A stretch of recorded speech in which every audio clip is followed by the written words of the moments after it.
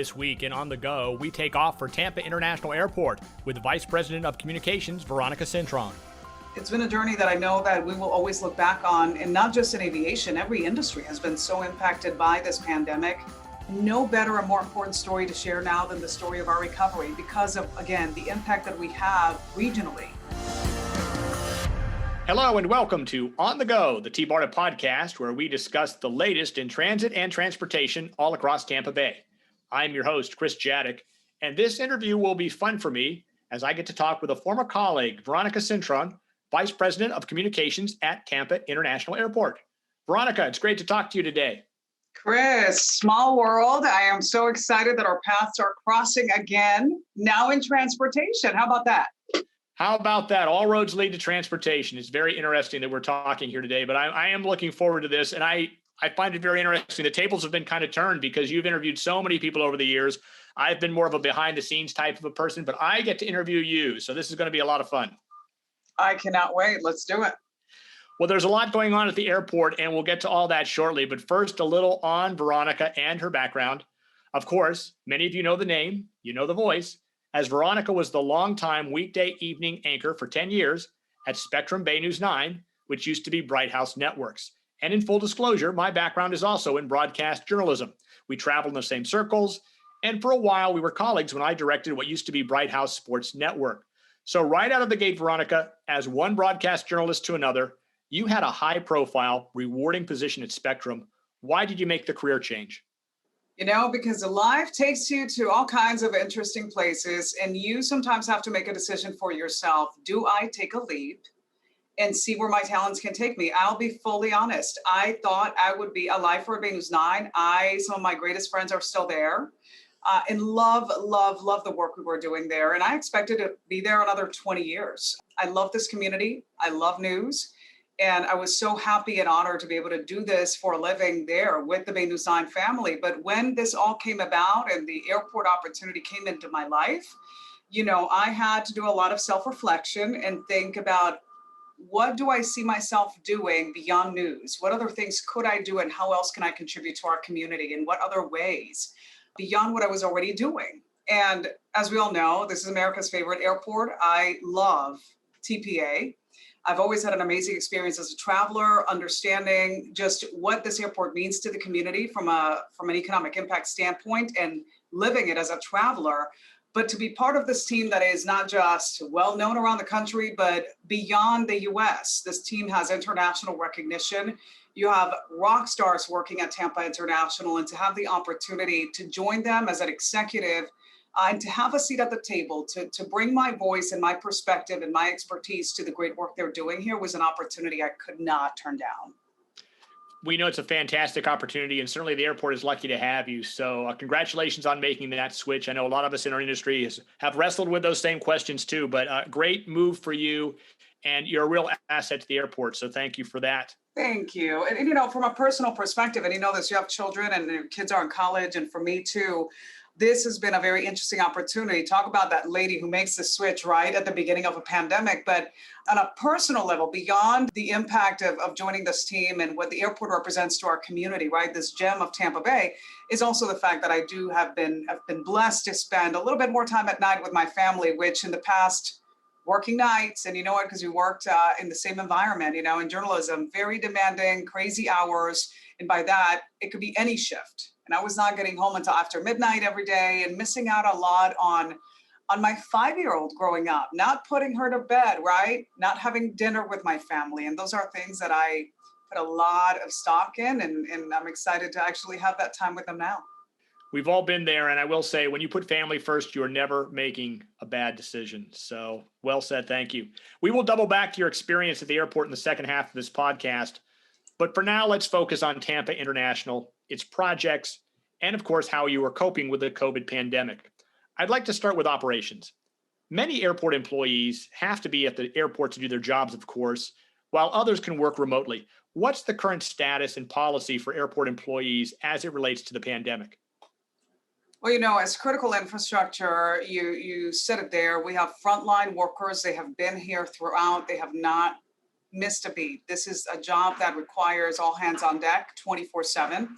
So our frontline workers have always been here. Our non-essential personnel, these are the administrative folks, you have finance, you have real estate, air service development. A lot of these folks that work in those lanes of business for the authority, they can actually work from home. And since early on in the pandemic, like everybody else, we had to make safety and health even a bigger priority than it already was. So that was one of the first decisions that we did at the authority, was making sure that our non-essential personnel, those who are not frontline workers, who can work from home, that can do so then, so we can actually separate our teams, keep our people safe, and make sure that if somebody were to get sick, you're not impacting those frontline workers and really creating some more difficulties for the teams who are operating here on a daily basis. So yes, our non-essential personnel have been working remotely for a long time now, and currently our position is we are a very flexible workforce. We know that at some point we will be returning to the office gradually, those who are currently working from home. But if there's anything that we have learned from this pandemic, is the fact that you have to stay adaptable. You have to prioritize flexibility and do the things that help your team thrive in this day and age. You know how it is. A lot of kids are learning virtually. People are caring for family members at home. And that flexibility is a prime. And that's something we take a lot of pride in, having that flexibility to support our employee base. So eventually, as there is wider distribution of vaccines, we know that we will be bringing gradually some of these remote folks back to the airport, but it's going to be a very well thought out, well-paced process that, again, still continues to prioritize flexibility for our team members who need it. That flexibility is so important, regardless of how big the employer is. And of course, TPA is quite large indeed. So you've done a remarkable job with that. I want to commend you for that. Of course, as we know, the airport is a very public space. You have a lot of foot traffic every day. I've been flying a little more lately, so I've seen what that's all about. Tell us about the precautions now in place to keep travelers like me safe when I'm at TPA. I love the story of TPA Ready. This is essentially our safety initiative that was the result of this pandemic. And early on, when we saw our traffic drop by 96% in early April, late March, early April, we knew, and in a time of great change like that, you can either lead and find solutions, or you can sit back and wait to see what happens, right? And nobody wants to be in that position. You want to lead, and you want to make sure you're doing everything in your power to make the situation better, even in those circumstances. So our CEO, Joe Lopano, he had the honor of being part of the governor's Reopen Florida Task Force, and he was the only airport CEO in that team, really listening to others' best practices, hotels, the theme parks, seeing how they were looking at what safe reopening would look like, what would it feel like for the customer experience. And he takes all of this great knowledge back, and within 10 days, the airport developed what we now call TPA Ready. And TPA Ready is our safety and health initiative, where we rolled out things like the signage that everybody who's traveled in TPA now has been very used to seeing, those social distancing signs, acrylic barriers in high traffic areas, adding hand sanitizer stations, mask requirements. We're requiring masks and making sure people knew that was a standard of travel well before it was part of a larger national conversation. Things of that nature, right? Blocking seats in gatehold areas to make it obvious and explicit that separation was a way to keep us safer. So TPA Ready encompasses all of these changes that we very quickly rolled out. And in late April, this became a widely known campaign. We pushed it out locally and nationally and received a ton of national media attention, because at the time, when we talk about leading, that's exactly what we did. At the time, there was not a real framework for airports to do this. And what would it look like? So the TPA team came up with that framework, and it became really an airport model for everybody else around the country at the time. All these other airports trying to figure out, how can you do this safely to try to rebuild confidence in travel? We did it, and we shared that story. And to this day, it's like a domino effect. You know how this works. You do it first, and folks will tap into how you do it, right? You're going to get more stories of people trying to figure out, okay, this is how they did it. How can that work for us? And eventually it then becomes a norm. Everybody's doing it. So for us, TPA Ready was a big thing at the beginning of this pandemic to say, if we're ever going to get travel back to pre-pandemic levels, it's going to take a lot of work. It's going to take patience. We go back to flexibility, but it's also going to take innovation, and that's what we did. Related to that, travelers can now get a COVID test at the airport. What was the thinking behind that, and how's that been going?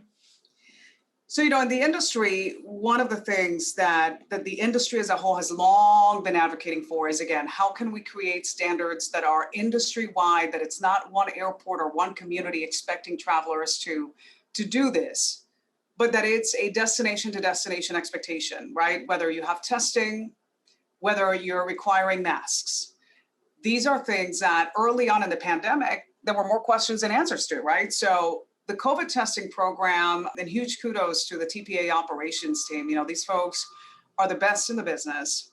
They partnered with a Baycare. So our partnership with Baycare is how we've been able to get this program off the ground. And the COVID testing at the time was honestly just in very few airports. And what we noticed was the way these other airports were rolling out COVID testing was quite limiting. Obviously, there were supply issues very early on, right? It was hard to get these tests. But beyond that, if you're going to offer the tests, what some of the airports that already had these programs in place, that very few were doing, was limiting it to a certain airside or a certain gate, a certain terminal. So only incoming passengers or arriving international passengers were able to get tested if they wanted to. It wasn't for everybody. So what the TPA operations team, along with other departments here at HCAA, figured out was, look, we're going to do this. We're going to open this up to anybody who is traveling. And as part of our Baycare partnership, we were able to do just that in early October. We got a testing program off the ground that was the first of its kind in the country.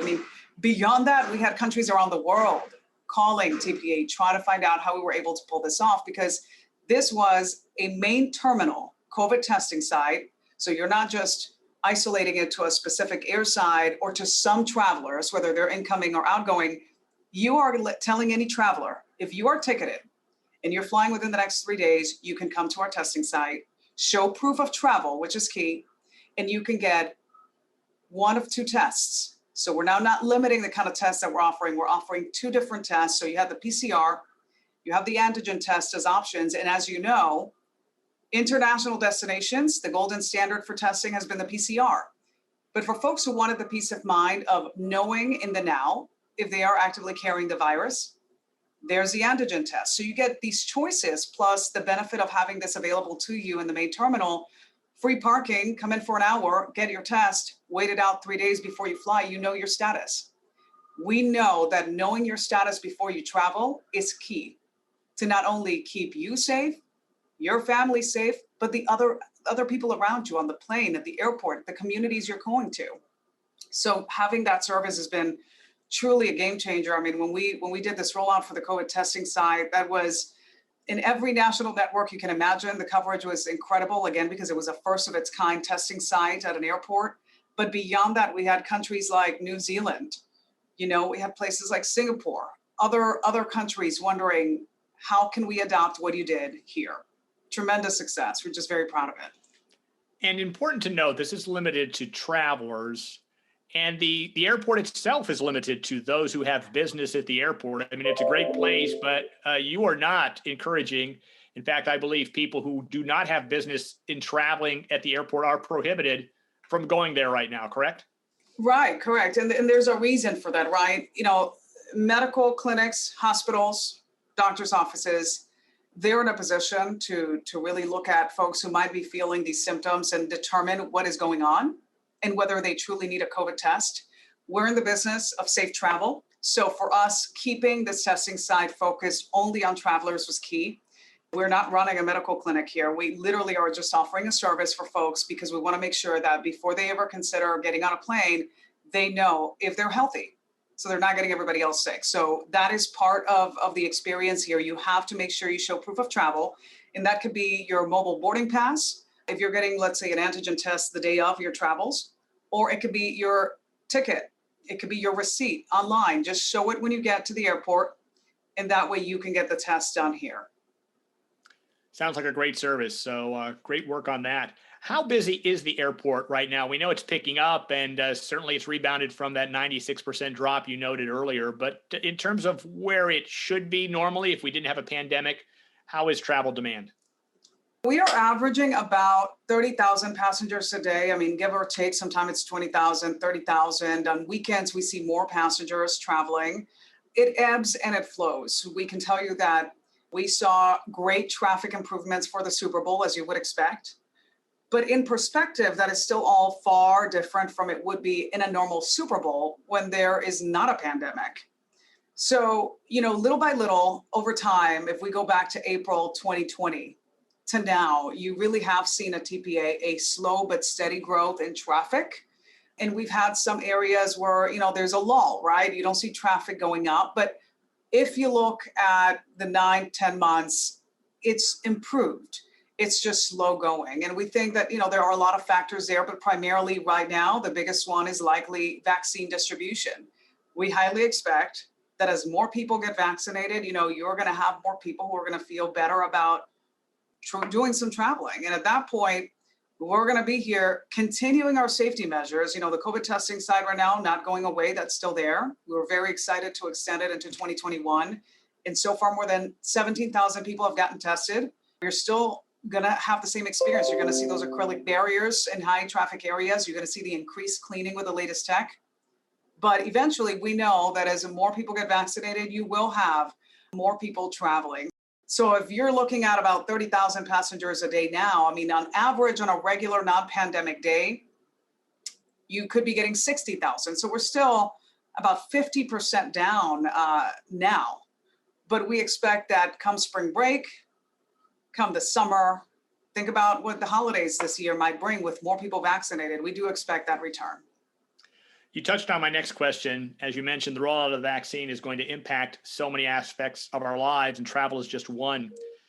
Do you have any projections on how you expect travel demand to develop as the year goes on, and how will you adapt to that? Put another way, do you wait for the demand to come back and then you have to bring more employees on and more places open up, or what's the thinking in lieu of all the uncertainty we have right now? It goes back to that theme of resilience, and to be resilient, you have to be flexible. We've been very proud. We have not had any layoffs in this environment as an airport at the authority, right? So HCAA, no layoffs. We've done our best to keep our people employed as it's such a priority for us to keep our team together, even in these challenging times. But as far as a forecast, we're operating this fiscal year and expecting almost 16 million passengers, but compare that to maybe 22 million that we had been expecting without a pandemic.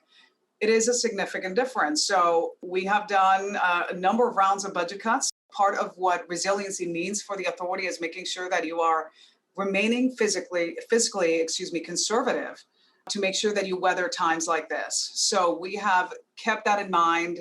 We know it's probably going to take 2 to 3 years to get back to pre-pandemic traffic levels at the airport. And understanding that and how our lines of business operate, we just want to make sure that we can still maintain a 5-star customer experience at TPA, the kind that our community is used to having here, as we are one of America's top airports, but making sure that we do that wisely and responsibly and being good shepherds of our finances. And I'm hoping you can tell me a little more about how the airport is funded, because I'm sure a lot of your budget is related to travel volume. You must get money from the airlines that are there, and certainly the passengers who spend money. With the drop-off last year, how's that impacting both your current and future expenditures? You talked about some of the cutbacks, but where is that money coming from? What are those revenue streams that you have to manage and watch? Right. And in the most basic way, one of our key lines of business, for instance, you talk about concessions, right? The passenger experience at TPA drives up revenues. When people are here eating, when they're here drinking, when they're parking, it's those things that we get our revenues from primarily, right? The airlines also are a big player in all of this. So when people are traveling and they come to the airport and they're spending, that's it, right? That's the key of how we, build our revenues. But obviously when those numbers are depressed, in this case, because of a pandemic, you have to reassess, right? You're not counting on the same revenues that you did count on before the pandemic. So for us, that meant financial resiliency. And how do we make sure that we stay strong through the time that this pandemic continues to play a role in how many people choose to travel? Well, we know that because it's going to take some time for us, it's meant making sure that we have deferred some construction, right? Assessing what are the priorities financially for the airport. We have advanced construction that is critical, that's been in the works, and we actually took advantage of the low passenger traffic in advancing some of these projects. If you drive to the airport right now, you are going to see a lot of construction is underway, and we have benefited from not having as many people driving around, and we've been able to do some road closures as needed or adjust accordingly and move some of these projects ahead. But from a deferment standpoint, one example that I know we're going to probably talk a little bit more about more in depth a little later is Airside D. This is a more than $600 million project that was very painful to have to postpone. But it's also a 16-gate terminal for both domestic and international flights that we knew the demand is not quite there yet. We were planning on the demand being there had there not been a pandemic. But the picture changes dramatically when you're going through this global crisis, a global health crisis. So we realized that the game plan for Airside D and some of these other master plan projects is going to be, we're going to go ahead and reassess what demand will be like. We're going to review our master plan and then rebuild it from there, understanding that our passenger expectations have changed and how do we move forward, understanding the current business climate. So those are ways, that you, again, have to stay flexible. You have to, we, like everybody else, we had to do budget cuts. We offered a voluntary separation incentive program for folks who wanted to retire. Offer that as an opportunity, to continue staying fiscally strong at a time of great change and financial challenges. But one of the benefits, and I'll tell you, is that the authority has long been preparing for a big event of this nature. I guess you could argue that nobody knew a pandemic was going to happen, but as an organization, you can prepare for those rainy days and you can prepare for really, really difficult times. And the organization came into this pandemic, fortunately, with strong reserves and in a strong financial position, which has helped us to some degree weather some of the worst impacts of this pandemic. And we know that is a great point of pride for us, the fact that we came in strong. And again, at a time of such uncertainty, having that on our side, having that preparation that doesn't happen by coincidence. It takes great planning. It takes thinking and assessing and saving to make sure that you're in a place that even when there are a lot of unknowns, you can weather the crisis as best as you can. And that's the position the authority was in when this all began. And we're very, very grateful for that. As the saying goes, it's wise to expect the unexpected, and certainly the team at TPA and your CEO, Joe Lopano, to be commended for that, not only the development, but being able to weather this crisis. T-BARDA has benefited from the CARES Act. That's emergency federal funding due to the pandemic. How much did TPA receive in CARES funding, and how is that being used? So for us, and we're very grateful to our congressional delegation for helping us get $81 million in funding. And it's really been tremendously helpful, especially in this time of great uncertainty and depressed passenger numbers, to have that help, as you know. So for us, it's gone personnel expenses has been the priority, as well as debt service. Let's talk about the airlines themselves and their employees. And of course, they don't work for the authority. They work for Southwest and Spirit and the various airlines. I know a lot of workers have been impacted by the collapse in travel demand. From your vantage point, how are they coping?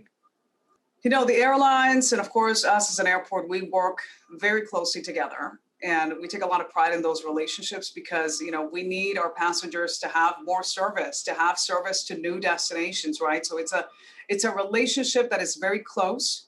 But at the same time, just like when it's with family, right? You're hurting, your family member's hurting, and it's kind of painful to know that you're going through this together. But I find that in unity, there is strength. So for us, we have seen our airline partners really respond to this pandemic with a lot of creativity. The airport, in November alone, we were able to announce that we had either 40 new or resuming routes.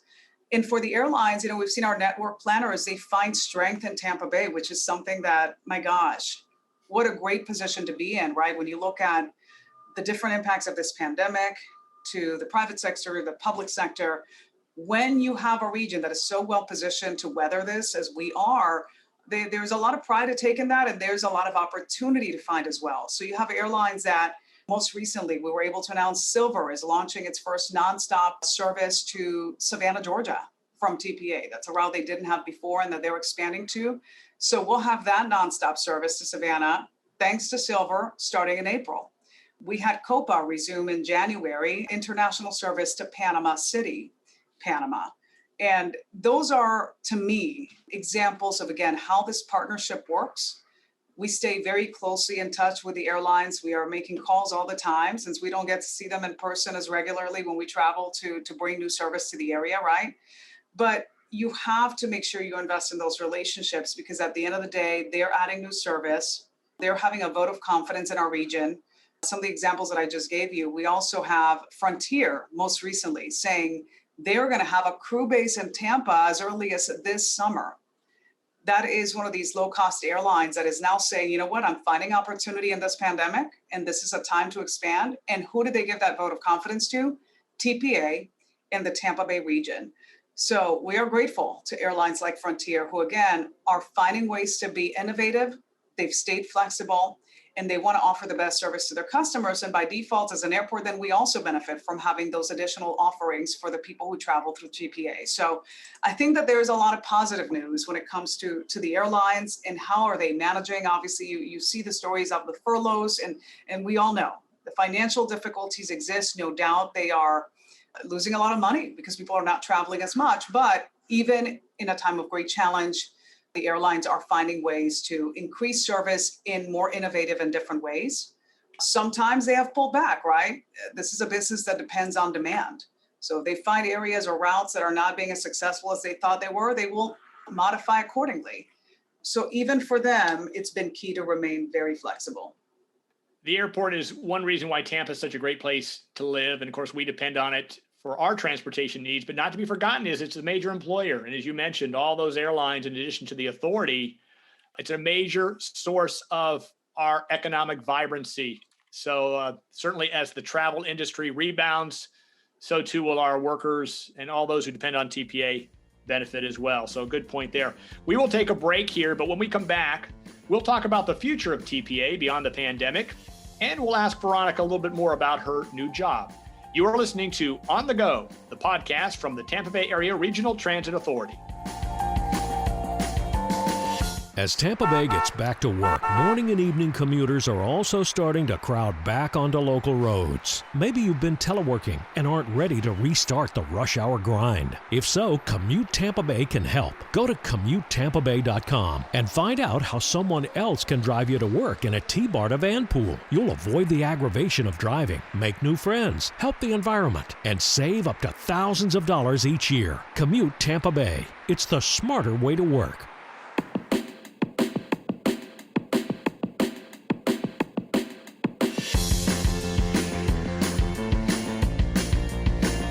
Welcome back to On the Go, the T-Barta podcast, where we talk all things related to transit and transportation here in Tampa Bay. I'm Chris Jadick, and our special guest today is Veronica Cintron, Vice President of Communications at Tampa International Airport. Veronica, we focused on the pandemic's impact on travel and TPA in the first part of this podcast, but now I'd like to take a look beyond that. And let's start with an overview of Tampa International Airport. As I mentioned before, your CEO, Joe Lopano, has been lauded for his vision and development work. I've had the opportunity to use the airport a lot over the years. I've seen it grow, and I recognize why it is repeatedly praised as one of the best in the country, if not in the world. So let's start there. What is the vision for Tampa International Airport on what it should be, and what are you working to make it become?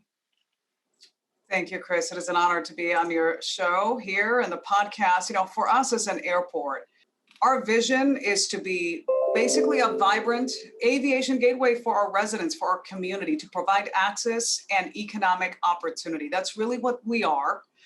In the most basic form, we are an economic engine for this region. And we not only try to do that with excellence, but we also know how treasured we are to the people who live here and travel and use our airport. Obviously, we are an airport that has grown tremendously over the years. You know, now we have 70 shops and restaurants. You know, we have our 3 general aviation airports who have a tremendous economic impact on the communities they serve, like Plant City. We have a lot to be proud of at this airport. You know, you look at what we accomplished before this pandemic, right? Because I don't think that the numbers now, when you look at depressed traffic, it's not a fair assessment. You know, typically without this kind of crisis, we would be a $14.4 billion economic impact to this region, the 28th busiest airport in the country, supporting more than 120,000 jobs in the region. Think about those numbers for a minute. It is a tremendous responsibility what we do for this community. the place, the role that we have in this community. So for us to be navigating the impacts of a pandemic, it is challenging, it is painful. I remember looking back when I made my switch and started in aviation in April. And looking at the numbers, right, where the airport felt like a ghost town on any given day at that time, you saw maybe 3,000 passengers. That is unheard of. It is unheard of to see an empty terminal, but that's where we were. And at the time, you have to look at that and say, my goodness, where do you go from here? But fortunately at TPA, as I said before, really resiliency and innovation have been staples of our pandemic response. And again, you now see, we did the Super Bowl, you have a busy season with the holidays and more people trying travel for the first time since the beginning of the pandemic. And what they're seeing when they come to TPA is an airport that is prioritizing their health and safety, but still maintaining a 5-star customer experience throughout. That hasn't changed. So it really has been quite the journey. It's been a journey that I know that we will always look back on, and not just in aviation. Every industry has been so impacted by this pandemic, but it's in how we responded that I think we find a lot of pride, a lot of comfort, and a lot of excitement for what's to come, because we know what we see now and the numbers that are now, what we're seeing in terms of passenger traffic and other impacts, that's not here to stay. We're going to get back. And as you and I talked about in the last segment, we're positioned for a stronger recovery than most places around the country. You have an area that a lot of people are moving to. They want to work here. We have a lot of outdoor opportunities, so people want to be outside, and they can have that in Tampa Bay. And for us as an airport, we also take a lot of pride in the relationships we have in the community with our partners in economic development in areas like tourism and transportation. So we like to work as a cohesive unit to really sing this area praises and bring the business back. And I think that's what we're going to do. I've been a resident of Tampa Bay for most of the past 20 years, and I've had a chance to see some of the development at the airport over the years. The addition of the extended parking garage, the tram service that now connects extended parking to the rental car center, the renovation of the third floor concourse where passengers have access to the gates. That's also fairly recent. Regarding the terminal itself, I still see a lot of construction there. Let's go into a little bit of detail on that. What are you doing inside or in the immediate terminal area? We have a lot of projects happening simultaneously. And I'll tell you, some of the in-progress projects right now that are full speed ahead include Sky Center 1, the future home of our authority offices. We have the central utility plant. We have our curbside expansion that's also happening. We're modernizing our roadways and expanding roadways. And again, as I mentioned earlier, many of those projects have been accelerated due to the lower passenger traffic. And others like that Airside D project, still a big goal for us. It's just not one that's going to materialize as early as we planned. We're going to have to push that back a little bit as a result of the changes in traffic and in demand. But Sky Center is a really interesting building. It is a fabulous building. And Sky Center is where basically, for those who are not familiar with what the goal and the vision for this building is, the authority offices, as we make way for more growth on airport property, we are basically having to give up our offices, which interestingly enough, in many cases are kind of spread out around the airport campus. But a big chunk of them are in a location that we're going to have to take back for some growth and some of the projects that are part of the master plan. So we have to relocate our employees, right, to accommodate the airport's growth. And that's kind of where Sky Center came to be. So Sky Center is going to be the home to our non-essential personnel or administrative employees. And this is going to be a 9-story building, which will also be rented out to other corporations or companies and businesses that want to do business here. So the authority will have several floors and the other ones will be leased out. What's interesting about this facility, when you think about Sky Center and when this is completed, our authority employees will be moving in spring next year. But already parts of that building are complete, like the atrium, which is just absolutely stunning. It is a place that when we start getting back to the business we used to do, right, and bringing different airlines from around the world to try to grow that service and inviting them to our home here at Sky Center and see that, it is just such a statement. It is a great building. And this building also has an interesting opportunity for the businesses that eventually will lease space in it. There is no other place like it in this area and likely in the state and beyond, where you can actually come to the airport, go to your office, catch the shuttle to the main terminal, take a flight and have dinner with clients in, let's say, Chicago, and fly back the next morning and your car is there. You can go back right into the office if you so wish. So the way that Sky Center is built to have that shuttle connection to the main terminal, it is just a unique facility that we think is going to be in great demand as companies look at growth opportunities in the Bay Area. What a great building to be in. I would think strategically, it's an ideal location for some businesses, especially that do travel for exactly the reason you talk about, especially if you want to bring somebody in from New York. They basically can fly in, have that meeting. It's very convenient. It's convenient for both ingoing and outgoing business people. You talk about how you're going to rent some of the space out. It's going to be combined with the authority employees. Any sense percentage-wise how much of that is leased and how much of that is going to be utilized by your own staff? So we have several floors that are going to be, there are going to be 3 levels for authority employees, and the rest we'll be leasing out. We already have a couple of tenants for this building, or tenants who are actually involved in this project, like J.E. Dunn and Avison Young. So we're excited to have our partners in the project actually are such great believers in this and the potential and the space that they want to be there as well. So they're going to have offices in this building too. And I was going to ask you about how the tram would connect. I'm familiar with how you get to extended parking. That's very convenient. I take it, is there another stop, or, because of course I've not been over to the building, which is kind of in close proximity, but is there going to be additional changes to the tram, or how will that work? No, it's basically an extension. So you have a bridge connecting to where you're going to basically go get on the shuttle and then take the shuttle to the main terminal. So it's very convenient. That bridge, if you see it actually either driving into airport property or even flying over the airport, you can see that bridge connecting to where you basically would take the shuttle to go to the main terminal. It's just a really, really cool project. Well, anyone who's driven to the airport has seen that work unfold over the past few months, and it's quite a project there. I do want to talk a little bit about Airside D, which we've touched on a couple of times. So let's go back over that. The purpose of Airside D, and would this be the final airside in development there from the prongs you have moving out of the terminal there? And what is the purpose for Airside D? So basically, Airside D is part basically of the final phase of the master plan again, which is forward-looking. It's about growth. It's about accommodating that growth. So that project is a 16-gate terminal that was going to accommodate both domestic and international flights. It was originally planned to start the design phase actually here in 2021, next month actually, and be completed in 2024.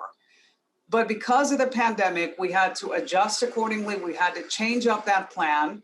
And we plan now to develop a new passenger and operations forecast this year and early next year so we can update that master plan next year and then push back construction of Airside D when the master plan determines it will be needed. We know the passengers are going to come back. So we know Airside D will be a need, not just for TPA, but for our region. As we continue to bring new flights, new people want to move to this region and they want to have access to different destinations, more destinations than they already do, that we know we'll need that Airside D for growth and capacity purposes. The question really becomes understanding what this pandemic has done to passenger traffic now and how it might be impacting it over the next few years.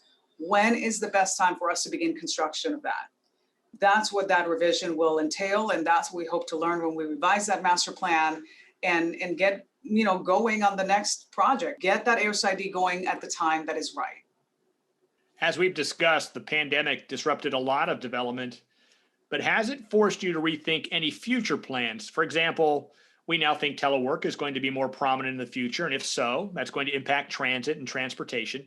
Related to air travel, are there going to be any lasting changes at the airport that we would not have seen if the pandemic never occurred? Yes, a couple of things. I think that at least for the foreseeable future, it might be a while. You're always going to have this sense that health and safety are top of mind at all times as you're walking around the airport. You're going to get this experience where travel doesn't quite look the same because you see people in masks. There's a lot of hand sanitizer, gel all over the place. You're getting the constant reminders of the signs telling you, hey, we're in a pandemic, make sure you wash your hands often. You see the acrylic barriers and the separation. That is here probably to stay, honestly, in the near future. But beyond that, I think that this pandemic has opened the door to interesting opportunities in innovation and technology. We are testing things like exit biometrics. We have electronic gates in different airsides that allow a passenger to simply scan their boarding pass and get through to go to the shuttles without an airport employee facilitating that process, grabbing the pass from their hands and scanning it themselves. So I think what you're going to see, not just at TPA, we try to lead in this front as well, but I think you're going to see it as a norm for a lot of airports as a response to this pandemic, that there will be greater investments in things like technology that afford the customer a more touchless experience. I mean, we already have other forms of how that materializes at TPA is contactless payment, touchless solutions. When you're going to our restaurants or our different retailers on airport property, we give you the option to not have to give your card to anybody. There's contactless payment solutions at our restaurants and concessionaires. So that's something that I think is one of those permanent results of the pandemic, a very positive change in a direction that all airports will be driving to. Well, when we look to the future, we've talked about some of the additional domestic airlines that will be coming in or expanding at TPA. One of the things I remember even before the pandemic hit was Joe Lopano was very big on extending and expanding international destinations. That got put on hold. We're trying to resume our domestic travel now, but international travel was increasingly a focus at TPA. I imagine that's going to resume. Anything to look forward to in the future? Do you expect that expansion of our connectivity to the world to continue? You know, we're in constant talks with our airline partners, and the situation honestly changes from month to month, right? They look at a lot of metrics and they have to evaluate where it makes sense to expand. We know for a fact right now, domestic will recover in this pandemic much faster than international. And we have seen it in some of the examples I shared with you when we had 40 routes resuming or restarting service in November. And every month we get some positive news on that front, that there are some new domestic route an airline wants to try here at TPA. We know that domestic will recover faster. When it comes to international, that will take longer, as well as a business, right? And you hit it when you talk about telework. A lot of businesses right now are in this place where folks are working remotely. And that is going to be a process that will take time for that business travel to come back, understanding that businesses have figured out how to maintain so many of their workers doing what they normally used to do in the office, doing it from work. But I think that to some extent, at some point, even though business might take longer, you will eventually see the return of business back, because I think we all know interpersonal relationships are key, trust development, networking is key, and that best happens when you're doing it face-to-face and not on Zoom, for instance. We've all learned how to do it very well. We have no choice but to do it very often now. So that is a factor of why business travel will take longer, but eventually we will get there. We will get there. And I wish we were doing this in person, so I look forward to that day. I know that is certainly coming. As we wind down, I'd like to double back to you in one final question. As you mentioned, you transitioned from a very successful broadcast journalism career and had very good reasons for doing so. How has that experience been, and what have you learned? What do you know now that maybe you didn't, having been in the broadcast journalism field? I know I could answer that question. It's certainly a new experience. It's rewarding in many ways, but for you, how has that experience been? It's been intense in all kinds of ways, personally and professionally, and in good ways, actually. I like intensity, right? That's why I love news. Never a dull moment. You're constantly learning, and you're doing a really important job for the community. When I was in journalism, and I feel like it's an airport, no better or more important story to share now than the story of our recovery, because of, again, the impact that we have regionally in what we mean to the state from an economic standpoint. So, some of the things I've learned along the way, the airport is like a city, right? When you travel through TPA, it is a fantastic property and it's really well run. And you compare it to other airports and you're just happy to land here again because it's just so great. However, when you see it from within, that has been fascinating to me. The airport really is like a city. All the different departments and how they operate, and how there is a tremendous level of coordination and planning that goes into everything we do. And it shows. Again, I think before as a passenger, you kind of know that to some degree that, that place is run really well, but then to see it from within, it is a machine, a well-oiled machine, and it's been quite the learning experience to be here from that standpoint. I think that working with the professionals who work at the authority has also been quite an honor. You have folks that are under tremendous stress and pressures at a time where things look very different at the airport because of this pandemic. They have given their best to lead, to continue to provide this second to none experience for every passenger who comes through here, whether it's few or more, whether it's more because it's a weekend or whether it's few at our lowest point of this pandemic. They have not changed how they approach this airport, running this airport, offering the excellent, service and amenities that we offer as an airport and standing out. And leading in areas like you and I talked about, TPA ready, our COVID testing, that we're not just offering excellence to the people who travel through here, but we're setting the bar high for other airports, not just in the country, but around the world. So I think it's been such an interesting journey. It's flown by, Chris. I cannot believe I'm coming up to a year now of having made that transition from news to aviation right at the beginning of the pandemic. And it's been nothing short of extreme professional growth. And again, just taking a lot of pride in sharing the story. Again, a difficult story because you would assume it's all bad news, right? When you have lower traffic numbers in a pandemic and people thinking about whether they really want to travel or not. But I think that's not our story. Our story is about strength, resiliency, and how we have led in these times of great challenge to be the best airport we can be. So that is something that I take a lot of pride in. And it's very exciting to be a part of how we share the story for years to come. And I think you should take pride in that. I will tell you, I speak for many when I say that the airport is among our many pride and joys here in Tampa Bay. Another great reason for living here. My kudos to certainly everybody out there at TPA for the work you're doing, especially during this pandemic, which requires people to continue to go to work. You are essential service to keep these transportation lines going. And everybody's done a great job out there. So thank you for that. Oh, thank you, Chris. Veronica, this has been fun. Thanks for taking a few minutes out of your busy day to update us on Tampa International Airport. And thank you for listening. I am Chris Jadick, and this has been On the Go, the podcast from the Tampa Bay Area Regional Transit Authority.